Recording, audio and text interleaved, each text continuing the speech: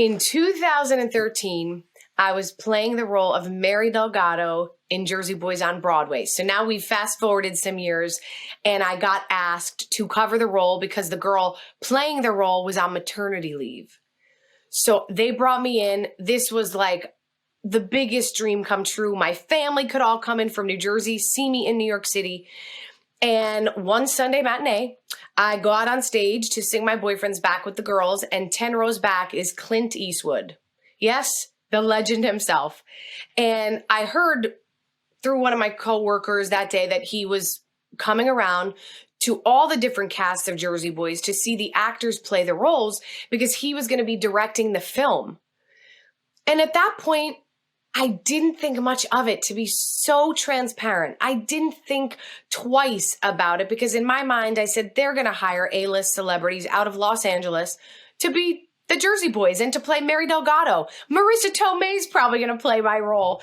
So I didn't think too much into it, but it was amazing to have this legend watching my performance. Fast forward a few weeks, they start calling in people from our cast to audition, and they put out a breakdown for my role. So what that means is they put out a description for the type of person they were seeking for Mary Delgado. And to be quite honest, it was me. It was like sassy Jersey girl, Frankie's first wife, spitfire, funny, sarcastic, and I was playing the role at the highest level you could on Broadway. So I call my agent and I'm like, listen, I'd love to get an audition for this. She's like, I'm on it. Weeks go by. Every girl I know on Broadway is getting an appointment for Mary Delgado, but me. And at this point, Michael, I was so confused because I'm thinking, I'm playing her. Like, I am her. Like, Clint saw me play the role.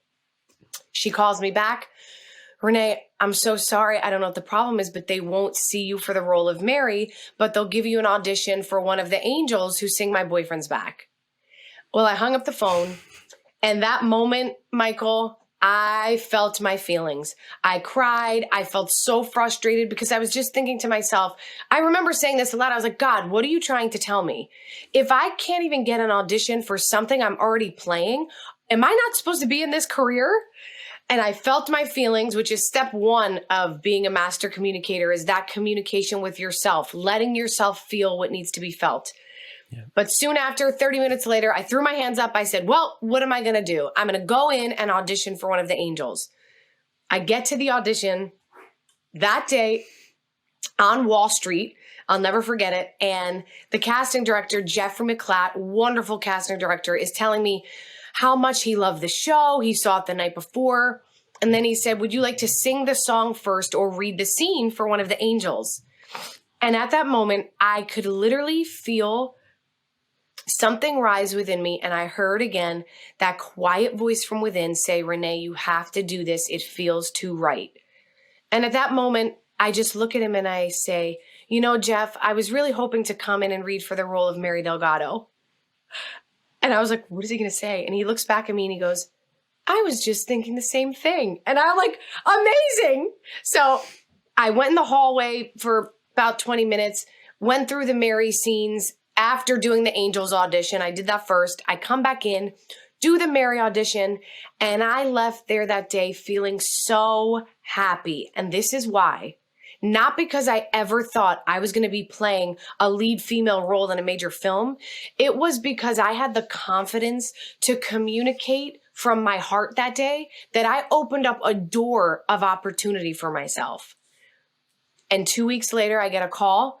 I happen to be at my childhood home in New Jersey, Michael, down the street from where the entire storyline of Jersey Boys takes place. And it's my agent saying, you're Mary Delgado in the movie. Clint Eastwood loves you. And I'm like, woo! Screaming.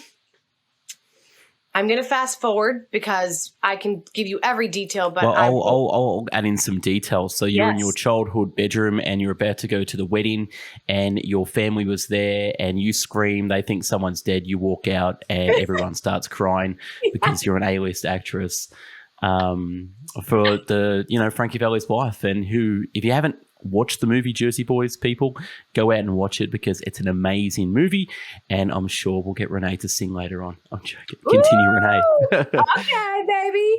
Yeah, great story. Now, in the book, you detail it really well, and it really hits home for me that to go back to when you spoke to that casting director, the miscommunication, and we'll basically just touch on this really, and because it's in your book, the thing with communication is miscommunication. Now, Clint always wanted you to play the role, but it was miscommunicated through a middle person. So can you talk a little bit about miscommunication before we jump on?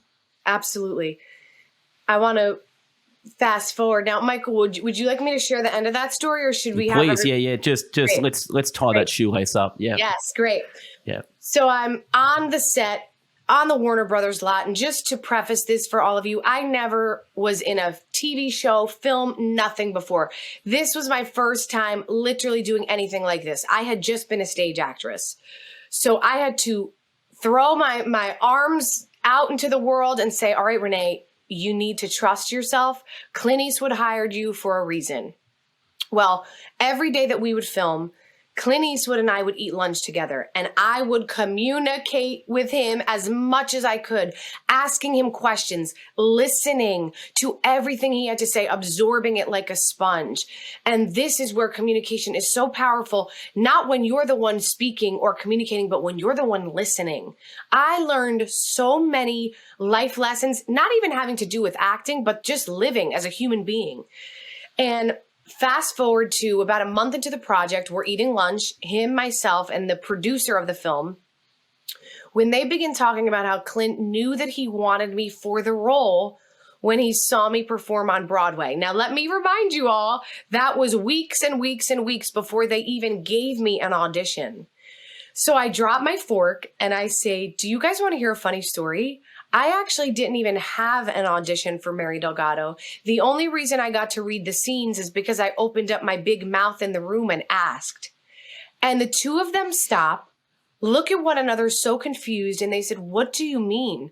We requested you. We said we want the girl from Broadway to come in and audition. Well, come to find out that day, as Michael just shared, there was a middle person casting associate juggling a few films at once and just dropped the ball. So think about this. If I did not have the confidence to communicate in the room that day, I could have missed my once-in-a-lifetime opportunity. I would have been moving about my life, never knowing that Clint Eastwood was waiting for me to walk through that door the entire time.